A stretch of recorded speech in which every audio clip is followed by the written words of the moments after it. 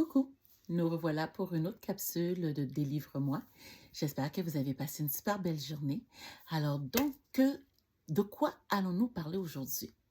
Donc, juste avant de rentrer dans le sujet, j'aimerais bien saluer mes chers amis qui viennent se joindre à moi à tous les soirs depuis déjà, je pense qu'on a un bon 2 mois installés depuis nous avons commencé l'aventure. Alors donc, de nos chroniques nocturnes littéralement vôtres. Alors donc, pour les personnes qui viennent se joindre à nous, donc je me présente Kate pour les intimes. Alors donc, chronique nocturne pour parler simplement de notre passion au niveau de la littérature. Alors donc, pour ce soir, je vais vous faire découvrir un livre que je viens de terminer qui s'appelle The Other F Word. Alors donc, c'est de Natasha Friend. Voilà. Alors donc, comme je vous avais mentionné au début de la semaine, le livre que j'étais en train de lire, que j'avais bien hâte de vous en parler, situation cocasse qui fait sourire par moments, mais qui est quand même attendrissant. Et c'est un roman que, pour de vrai, je n'aurais jamais pensé à ce genre d'éventualité du cours de la vie. Alors donc, c'est Milo, c'est l'histoire de Milo, qui est un enfant inséminé, donc de ses deux mamans, oui, donc un couple d'homosexuels qui décide de faire un enfant. Alors donc, Milo est rendu à l'âge de questionnement, donc 14-15 ans, il se questionne concernant la paternité, donc qui pourrait être son père, et avec ses multiples allergies, il se met comme but de retrouver son père. Mais pour ça, il a besoin d'aide. Et de qui qu'il a besoin d'aide? De sa demi-sœur. Donc, sa demi-sœur, Oli, elle aussi, inséminée du même donneur, qui habite dans un autre État des États-Unis et qui, par un courriel, parce que les parents ont quand même gardé un contact avec la bande de sperme, alors donc, garder contact, finalement, ils finissent par se rejoindre, par créer un lien en communiquant par courriel pour retracer le géniteur. Oli n'est pas vraiment chaud à l'idée de rencontrer son géniteur. Déjà, elle vit une situation quand même assez pénible. Sa deuxième maman est décédée d'un cancer. Donc, elle est dans toutes ses émotions, fait qu'elle ne préfère pas s'engager dans ce genre d'aventure-là. Faisant des recherches, Milo arrive à convaincre Oli par l'entremise de leur mère. Et finalement, elle décide que pourquoi pas, juste pour faire plaisir à son demi-frère. Et finalement, elle tombe sur trois autres frères et sœurs.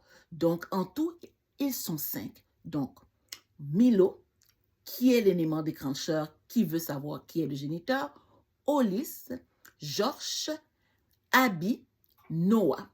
Alors donc, ces 5 enfants du même donneur, toutes dans la même tranche d'âge, entre 15 ans, entre 14 et 15 ans, et qu'ils ont un but fixe de retrouver leur géniteur.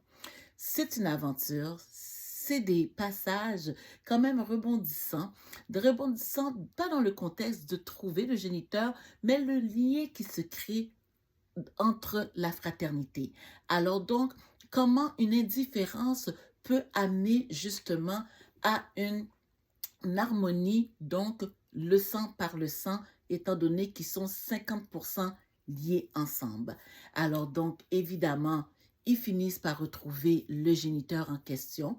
Donc, aventure sur aventure, ça se termine d'une façon quand même queue de poisson. Je trouve quand même que ça se termine en queue de poisson, mais comme j'aime dire, c'est le côté curiosité, le côté à savoir que c'est important de savoir d'où on vient. Donc, parfois, ça peut être saisissant, mais quand le sang s'y met, donc, c'est parce qu'il est temps de savoir. Il est temps de savoir avec qui qu'on partage un ADN, pourquoi nos cheveux sont de cette couleur, nos yeux sont de cette couleur, pourquoi nous avons telle maladie, pourquoi et des pourquoi et des pourquoi et des réponses justement au pourquoi. Alors donc, c'est quand même un livre que je pourrais catégoriser jeunesse parce que ça englobe beaucoup l'adolescence et leur questionnement. Donc, les aventures des 5 frères et sœurs, aussi en second plan, leur mère et leur quotidien, de la façon comment que le parent aussi doit cheminer avec le désir de leur enfant de vouloir connaître justement leur identité. Alors donc, c'est un livre que je vous conseille. J'ai quand même donné un 4 sur 5. Alors donc, c'est de Natasha Friend, encore une fois. Donc, The Other F Word, donc F for Father.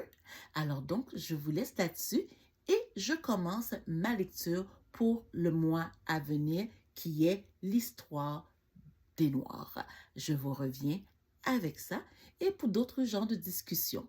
Alors donc sur ce, continuez à me suivre, à aimer ma page et à faire des commentaires et de venir me rejoindre sur ma page TikTok Délivre-moi le numéro 0. Et à demain, peut-être pas à la même heure, mais c'est sur le même poste. Alors donc je vous fais la bise. Au plaisir et n'oubliez pas, 4 sur 5.